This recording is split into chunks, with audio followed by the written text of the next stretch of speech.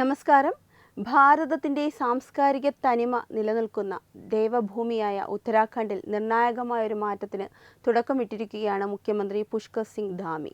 സംസ്ഥാനത്തെ മദ്രസ ബോർഡ് പിരിച്ചുവിടാനുള്ള തീരുമാനം ദശകങ്ങളായി നിലനിന്നിരുന്ന കാലഹരണപ്പെട്ട വിദ്യാഭ്യാസ രീതികളെ ഉടച്ചു വാർക്കാനുള്ള ധീരമായ നടപടിയാണ്.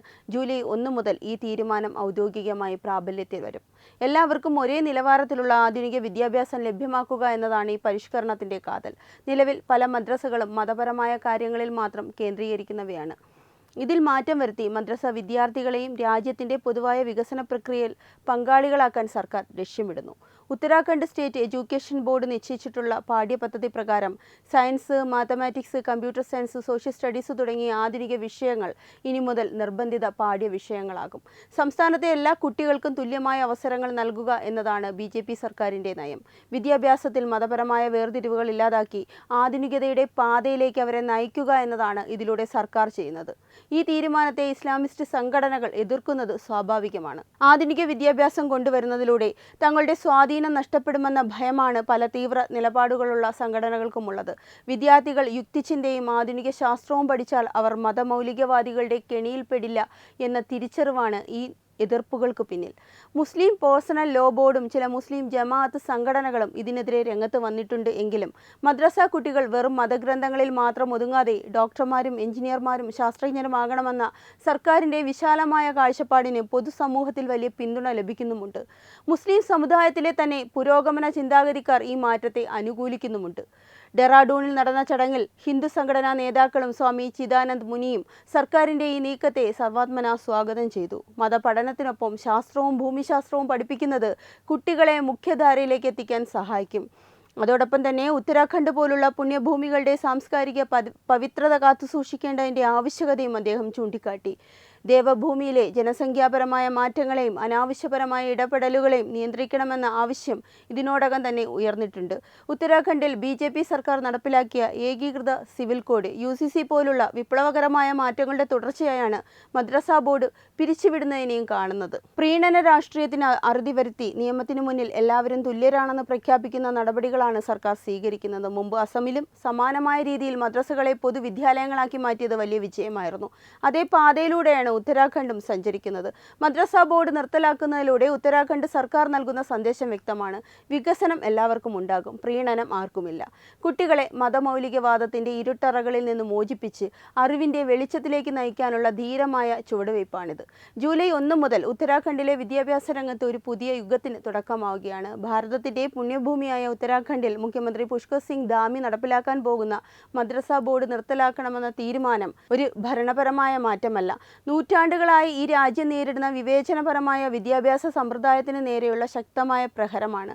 മദ്രസകളെ ആധുനികവൽക്കരിക്കുകയും അവയെ സംസ്ഥാന വിദ്യാഭ്യാസ ബോർഡിന് കീഴിൽ കൊണ്ടുവരികയും ചെയ്യുന്നതിലൂടെ BJP സർക്കാർ ലക്ഷ്യമിടുന്നത് വിഭജനത്തിൻ്റെ രാഷ്ട്രീയമല്ല, വികസനത്തിൻ്റെ രാഷ്ട്രീയമാണ്. എന്നാൽ ഈ തീരുമാനത്തെ എതിർക്കുന്ന ഇസ്ലാമിസ്റ്റ് സംഘടനകളുടെയും മതമൗലികവാദികളുടെയും നിലപാടുകൾ പരിശോധിച്ചാൽ അവർക്ക് ഭയം അറിവിനെയാണെന്നത് വ്യക്തമാകും.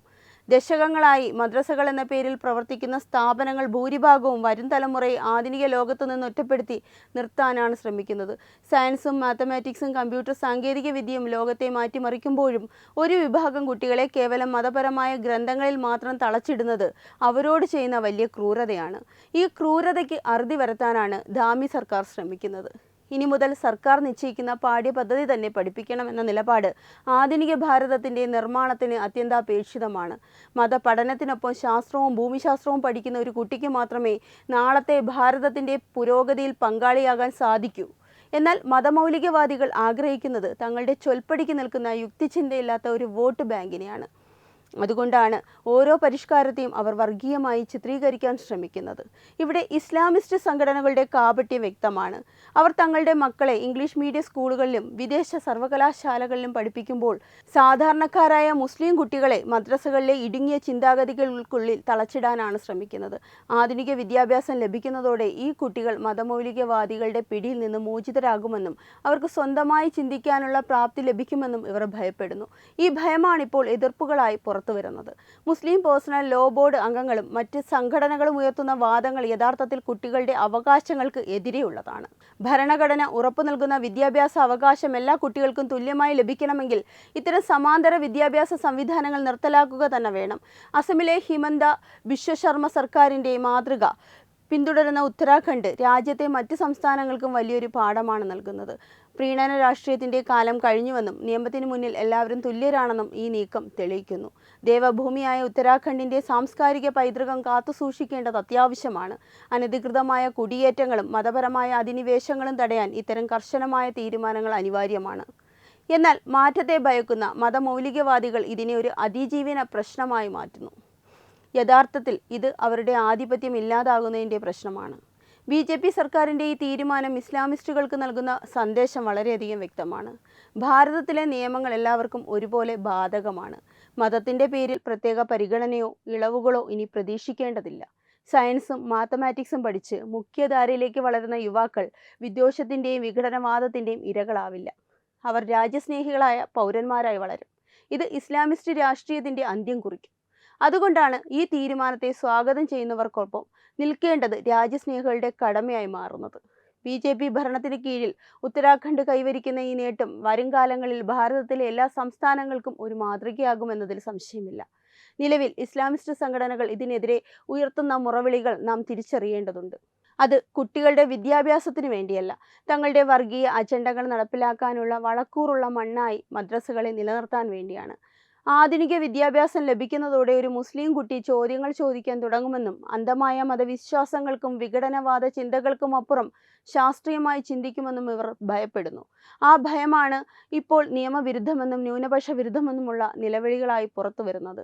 യഥാർത്ഥത്തിൽ ഈ കുട്ടികളെ മുഖ്യധാരയിലേക്ക് കൊണ്ടുവരാൻ ശ്രമിക്കുന്ന BJP സർക്കാരാണോ അതോ അവരെ ഇരുളടഞ്ഞ മതപാഠശാലകളിൽ തളച്ചിടാൻ ശ്രമിക്കുന്ന മതമൗലികവാദികളാണോ അവരുടെ ശത്രുക്കളെന്ന് സ്വയം തിരിച്ചറിയേണ്ട സമയം അതിക്രമിച്ചിരിക്കുന്നു.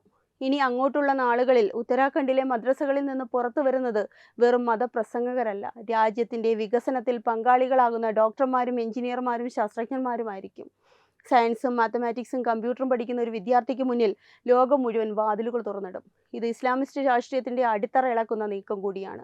വോട്ട് ബാങ്ക് ലക്ഷ്യം വെച്ച് മതപ്രീണനം നടത്തിയിരുന്ന പഴയകാല രാഷ്ട്രീയത്തിന് അന്ത്യം കുറിച്ചുകൊണ്ട് സബ്കാ സാത്ത് സബ്കാ വികാസ് എന്ന നയം പ്രായോഗികമായി നടപ്പിലാവുകയാണ് ഇവിടെ.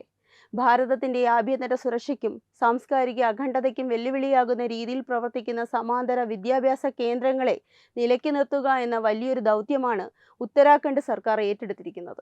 പല മദ്രസകളും കേന്ദ്രീകൃതമായ ഒരു സംവിധാനത്തിന് കീഴിലല്ലാതെ പ്രവർത്തിക്കുന്നത് രാജ്യവിരുദ്ധ ചിന്താഗതികൾ വളരാൻ ഇടയാക്കുന്നു. ഇതിന് പരിഹാരമായിട്ടാണ് എല്ലാ മദ്രസകളും ഉത്തരാഖണ്ഡ് ബോർഡ് ഓഫ് സ്കൂൾ എഡ്യൂക്കേഷൻ്റെ നേരിട്ടുള്ള നിയന്ത്രണത്തിൽ വരണമെന്ന് സർക്കാർ നിർദ്ദേശിക്കുന്നത്. നിയമത്തെ വെല്ലുവിളിച്ചും ചട്ടങ്ങൾ ലംഘിച്ചും ഇനി ഒരു സ്ഥാപനത്തിനും പ്രവർത്തിക്കാൻ കഴിയില്ല. ഇസ്ലാമിസ്റ്റ് സംഘടനകൾ ഇതിനെതിരെ ഉയർത്തുന്ന നിയമവിരുദ്ധമായ വാദം കേവലം പൊള്ളയാണെന്ന് നാം തിരിച്ചറിയണം. ഭരണഘടനയുടെ 30-ാം അനുച്ഛേദം നൽകുന്ന അവകാശങ്ങൾ ദുരുപയോഗം ചെയ്തുകൊണ്ട് കുട്ടികളെ പൊതുസമൂഹത്തിൽ നിന്ന് ഒറ്റപ്പെടുത്താനാണ് ഇവർ ശ്രമിക്കുന്നത്. എന്നാൽ മതപരമായ മൗലികവാദത്തിന് മുകളിൽ ഭരണഘടനാപരമായ തുല്യത പ്രതിഷ്ഠിക്കുകയാണ് BJP സർക്കാർ ചെയ്യുന്നത്. ഇത് പ്രീണന രാഷ്ട്രീയത്തിൻ്റെ മരണമണിയാണ്. കേന്ദ്ര സർക്കാർ നടപ്പിലാക്കിയ പുതിയ വിദ്യാഭ്യാസ നയത്തിൻ്റെ യഥാർത്ഥ അന്തസത്ത ഉൾക്കൊണ്ടുകൊണ്ട് ഒരൊറ്റ രാജ്യം ഒരൊറ്റ വിദ്യാഭ്യാസ രീതി എന്ന ലക്ഷ്യത്തിലേക്ക് ഉത്തരാഖണ്ഡ് കുതിക്കുകയാണ്. വരും ദിവസങ്ങളിൽ മദ്രസകളിലെ പാഠപുസ്തകങ്ങളിൽ മാറ്റം വരുന്നതോടെ തീവ്രവാദപരമായ ആശയങ്ങളിലേക്ക് കുട്ടികളെ നയിക്കുന്ന സിലബസുകൾ എന്നേക്കുമായി നീക്കം ചെയ്യപ്പെടും. അറിവിൻ്റെ വാതിലുകൾ തുറക്കുമ്പോൾ മതമൗലികവാദികളുടെ കോട്ടകൾ തകരുമെന്നതാണ് സത്യം. പ്രതിപക്ഷം ഈ സുപ്രധാന മാറ്റത്തോട് പുലർത്തുന്ന നിശബ്ദത അവരുടെ വോട്ട് ബാങ്ക് താൽപ്പര്യങ്ങളെയാണ് സൂചിപ്പിക്കുന്നത്. എന്നാൽ ജനങ്ങൾ മുഖ്യമന്ത്രി ധാമിയുടെ ഈ ചുവടുവയ്പ്പിനെ നാടിൻ്റെ ഭാവി സുരക്ഷിതമാക്കാനുള്ള ധീരതയായിട്ടാണ് കാണുന്നത്. ദേവഭൂമിയുടെ സാംസ്കാരിക പവിത്രത കാത്തു സൂക്ഷിക്കാൻ ഇത്തരം കർശനമായ തീരുമാനങ്ങൾ അനിവാര്യമാണ്. ഹിമന്ത ബിശ്വ ശർമ്മയുടെ നേതൃത്വത്തിൽ അസം കാണിച്ചു തന്ന ആർജവം ഇപ്പോൾ ഉത്തരാഖണ്ഡും ഏറ്റെടുത്തിരിക്കുന്നു. വരും ദിവസങ്ങളിൽ ഉത്തരാഖണ്ഡിലെ വിദ്യാഭ്യാസ രംഗം കൂടുതൽ സുതാര്യമാവുകയും മതത്തിൻ്റെ പേരിൽ കുട്ടികൾക്കിടയിലുള്ള വിവേചനം അവസാനിക്കുകയും ചെയ്യും. ഈ മാറ്റത്തെ എതിർക്കുന്നവർ വരും തലമുറയുടെ ശത്രുക്കളായി ചരിത്രത്തിൽ അടയാളപ്പെടുത്തപ്പെടും. ഭാരതത്തെ ഒരു വികസിത രാഷ്ട്രമാക്കി മാറ്റാനുള്ള പ്രധാനമന്ത്രി നരേന്ദ്രമോദിയുടെ സ്വപ്നങ്ങൾക്ക് കരുത്തു പകരുന്നതാണ് ഇത്തരം ഓരോ നടപടികളും. മതത്തിന് മുകളിൽ രാജ്യവും അന്ധവിശ്വാസങ്ങൾക്ക് മുകളിൽ അറിവും പ്രതിഷ്ഠിക്കപ്പെടണമെന്ന ഒരു പുതിയ കാലത്തിനാണ് ജൂലൈ 1 ഉത്തരാഖണ്ഡിൽ തിരിതെളിയുന്നത്. വെബ് ഡെസ്ക് തത്തുമൈ ന്യൂസ്. വിട്ടുവീഴ്ചയില്ലാത്ത നിലപാടുകളുമായി ദേശീയതയുടെയും സമാജത്തിൻ്റെയും ശാക്തീകരണത്തിനു വേണ്ടി തത്തുമൈയുടെ ജൈത്രയാത്ര തുടരുകയാണ്. യൂട്യൂബിൽ മാത്രം തത്തുമൈക്ക് 10 ലക്ഷം സബ്സ്ക്രൈബേഴ്സിലേക്ക് എത്താൻ ഏതാനും ചുവടുകൾ മാത്രമാണ് ബാക്കി. മറ്റ് സോഷ്യൽ മീഡിയ പ്ലാറ്റ്ഫോമുകളിലും തത്തുമൈയുടെ നിറസാന്നിധ്യം തുടരുകയാണ്. ഈ അവസരത്തിൽ ഞങ്ങൾക്ക് നിങ്ങളോടുള്ള അഭ്യർത്ഥന ഞങ്ങളോടൊപ്പം നിൽക്കുക എന്നുള്ളതാണ്. നിങ്ങൾ ഉപയോഗിക്കുന്ന ഏത് സോഷ്യൽ മീഡിയ പ്ലാറ്റ്ഫോം ആണെങ്കിലും ഞങ്ങളുടെ വരിക്കാരാകുക, ഞങ്ങളെ സബ്സ്ക്രൈബ് ചെയ്യുക, നിങ്ങളുടെ സുഹൃത്തുക്കളിലേക്ക് തത്തുമൈയുടെ ഈ സന്ദേശം പ്രചരിപ്പിക്കുക. ഞങ്ങളോടൊപ്പം നിൽക്കൂ, രാഷ്ട്രത്തോടൊപ്പം നിൽക്കൂ, ദേശീയതയ്ക്കൊപ്പം സഞ്ചരിക്കൂ.